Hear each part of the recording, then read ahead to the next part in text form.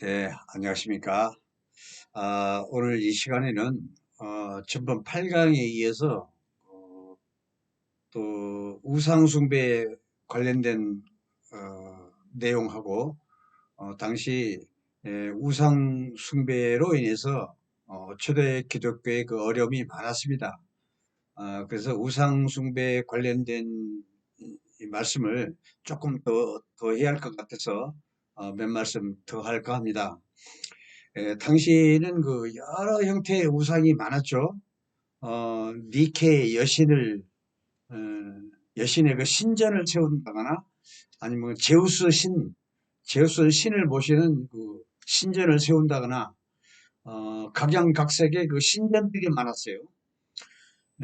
그리고 민간 그 신앙 중에서도 금, 은, 동, 목석 이런 따위로 금송아지를 만든다거나 나무를 깎아서 어떤 형태를 만들어 가지고 그걸 또 신으로 모시고 어, 그리고 뭐 마술사 하여튼 잡다한 그 우상들이 아주 많았습니다.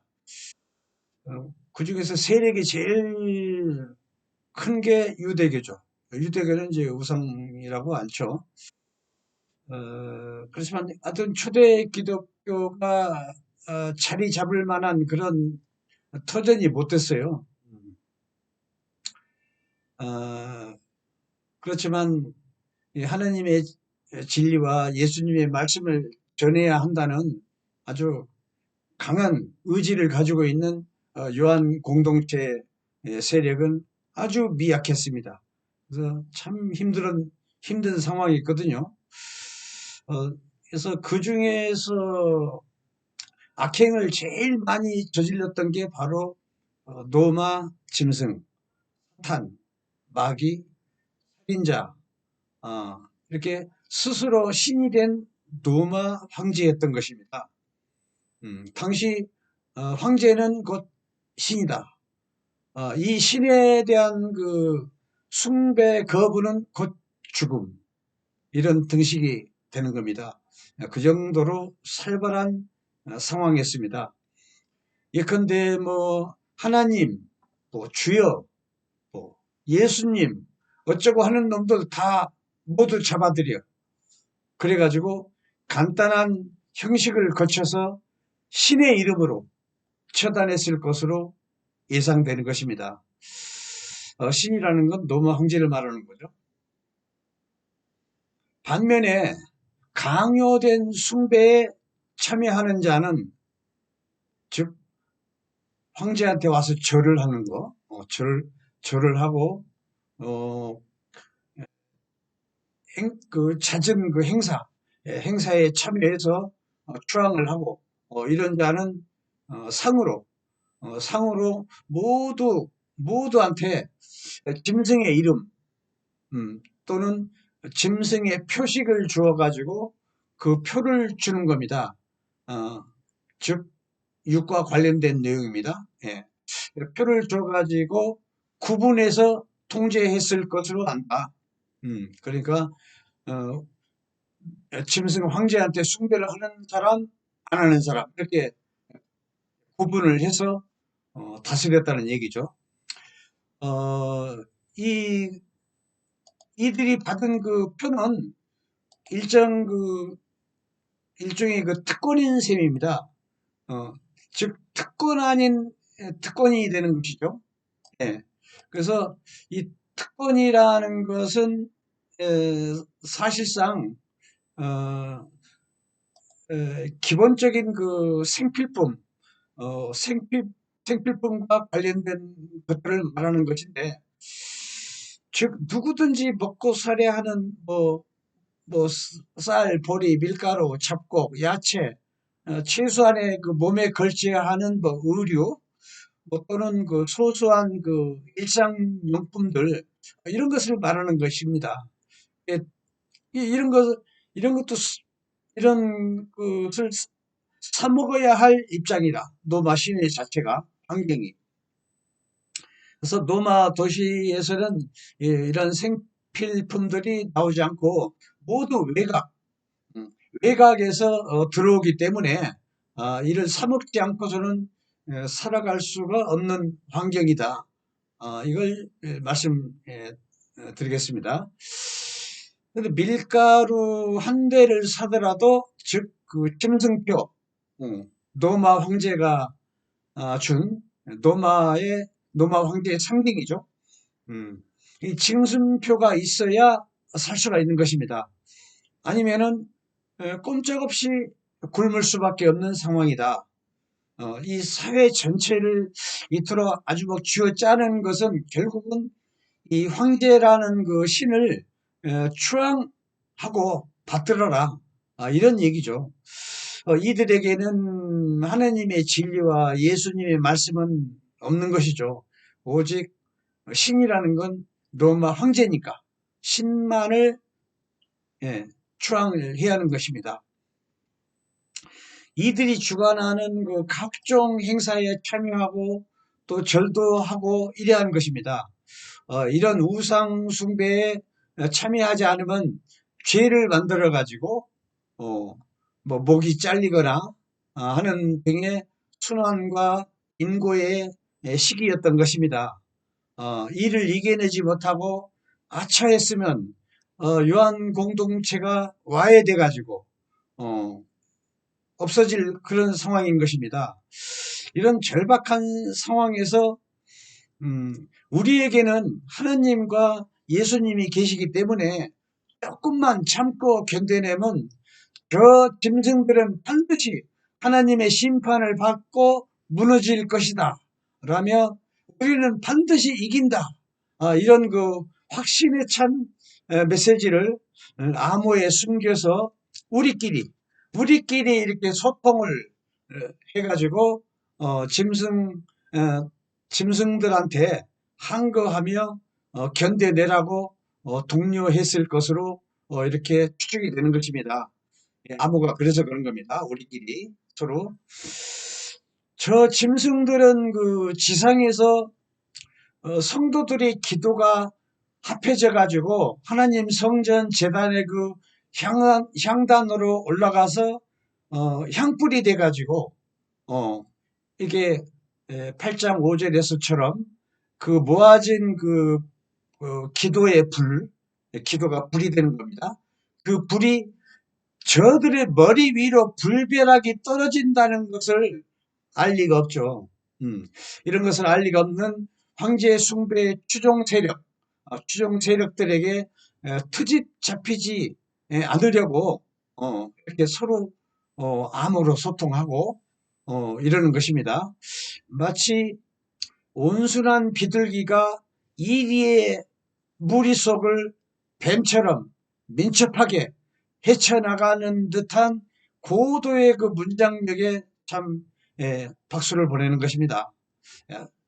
그래서 특히 요한 공동체의 그 기반인 소아시아를 집요하게 탄압하며 성도나 선지자 등을 색출해 가지고 처단했을 것으로 예상이 되는 것입니다.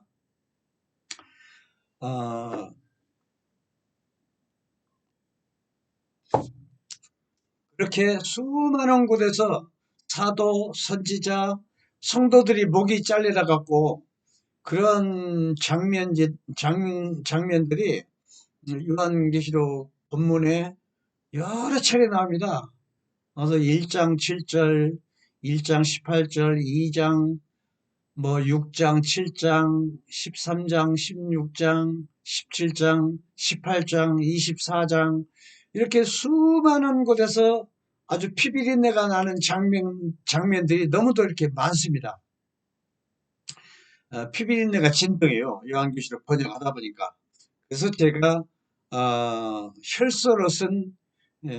혈서로 전하는 요한계시록 제목을 이렇게 달았던 것입니다. 네, 그래서 이 계시록은 황제를 신으로 모시며 경배하지 않은 대가로 요한 공동체의 억울하게 목이 잘린 성도나 선지자들이 피맺힌 원한을 호소하며 그 피를 모두 합해서 쓴 혈서이다. 이렇게 규정을 하는 것입니다. 제가 아무리 세월이 흘렀어도 뭐 피로 얼룩진 이 혈서를 대하는 지금 이 순간만큼은 나도 그 당시의 상황으로 가서 같이 공부를 하고 같이 한거하며 동참한다는 마음을 전하고 싶은 것입니다. 요한한테.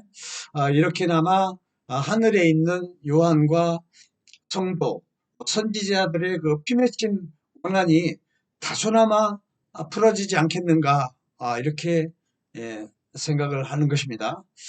계시록 저자인 요한, 그 당시 상황의 심정은 어땠을까? 수천 년이 지난 지금 그 마음을 이랬을 것이다 라고 섣부르게 알아맞힐 수는 없는 것이죠. 음. 하지만 예나 지금이나 사람의 마음은 별반 다를 바 없다, 이렇게 생각을 하는 것입니다. 예를 들어서 현대 전시 상황이라고 가정을 한번 해봅시다. 이런 특수한 상황에서 생사를 같이 하는 전우는 형제와도 같은 관계이다. 이때 소대장이나 중대장의 휘하 장병들이 눈앞에서 목이 잘리고 팔다리가 잘려나가고 이렇게 가정을 한번 해봅시다. 자기의 자식과도 같고 형제와도 같은 이 전우가 막 죽어나가는데 슬퍼하고 눈물을 흘릴 겨를이 어디 있겠습니까? 오직 적들을 물리치고 승리를 해야만 이 죽어간 전우들의 목숨이 헛된 것이 아니다 라는 걸 알을 수 있을 것 아니겠습니까? 즉 요한은 슬퍼하며 눈물을 흘릴 겨를도 없었다는 얘기입니다. 이처럼 황제 숭배의 저 짐승들과의 싸움에서 성도나 선지자들이 죽어나가도 슬퍼할 겨를이 없어요. 그래서 초대 기독교의 그 기반이라 할 수 있는 요한 공동체는 바람 앞에 촛불처럼 존립 자체가 아주 위태롭고 절박하며 다급했었다. 오직 이런 상황을 극복하고 이겨 나가야 한다는 그 일념 하나밖에 없었을 것이다, 이렇게 생각을 해요. 그래서 언젠가는 그 권력의 힘으로 신이 되려고 하는 저 황제 숭배 그 세력들의 그 사탄들은 결국엔 우리 하나님과 예수님의 진리 앞에 심판받아 무너진다. 그 확신에 찬 믿음을 당시의 요한 공동체는 물론하고 후대의 기독교인들한테 순교한 모든 이들의 피를 모아서 피로써 메시지를 이렇게 전하고 있는 것이다. 이렇게 말씀을 드리겠습니다. 당시 하나님의 말씀과 예수 증거로 황제 숭배 세력과 투쟁하는 요한 공동체는 자기들 목숨보다 더 귀중한 하나님과 예수님의 진리로서 황제 존엄의 신격화 노름이 언젠가는 불벼락 심판을 받을 것이라는 그 확신에 찬 그 믿음, 이 믿음이 전부였던 것입니다. 즉 육신의 죽음을 초월한 영적인 대전쟁이죠. 이렇듯이 죽을지언정 믿음을 저버리지 않는 요한 공동체와 요한의 그 숭고한 믿음을 어찌 응원의 박수나 몇 마디 말로 다 표현이 될 수 있을까? 그렇게 생각합니다. 본 저자가 본 그 요한은 당시 황제 숭배 강요라는 살벌한 분위기 속에서 와해될 처지에 놓여있던 초대 기독교의 요한 공동체를 살려내기 위해 자기의 영혼을 다 바치고 있는 것입니다. 예, 즉 요한 공동체의 그 성도나 선지자들 그 희생이 연달았음에도 죽을지언정 사탄에 굴하지 않고 이 짐승들과의 처절한 영적 싸움에서 마침내 승리를 해내고 마는 것입니다. 그 승리라는 것은 우상 숭배인 황제 숭배와 여러 민속신앙과 많은 유대교 세력들의 틈바구니에서 초대 기독교가 사라지지 않고 성공적으로 살아남았다는 것이 곧 승리인 것입니다. 로마 황제의 권력이 막강해서 영원할 것 같았지만 결국에는 화모 11홍, 화모 11홍처럼 한정된 시간이 지나면 꽃이 시들듯이 막을 내리게 되는 것이고, 권불 10년, 권력은 10년을 못 넘긴다라는 말처럼 권력의 탐욕에서 나온 일시적인 신격화 노름은 그 끝이 있는 것이다. 이걸 모르는 것이죠. 그 짐승들은. 권력의 힘으로 신이 되려고 꿈을 꿨던 너희들의 짧은 생각에 비해 하느님과 예수님의 그 진리 말씀은 영원한 것으로서 그 차원이 같을 수가 없다. 이렇게 외치는 것입니다.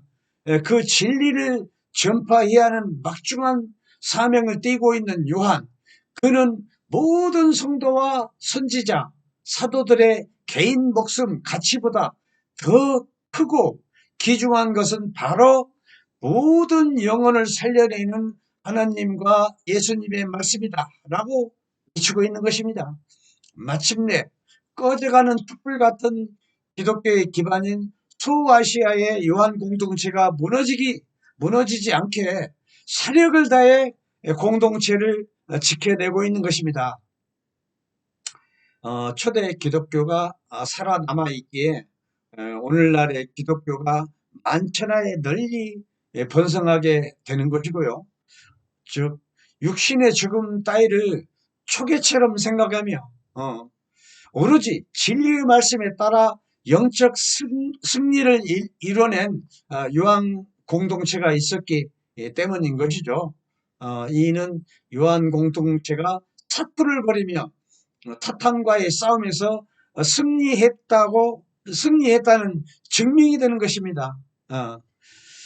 그래서 필자는 2000년이 지난 지금 그 요한이 혈서로 전한 그 내용의 일부를 잘못 번역된 부분을 바로잡아 원상태로 회복시키는 사명을 담당케 되어 무한한 영광으로 알고 나머지 번역 작업에 최선을 다하도록 하겠다는 것입니다.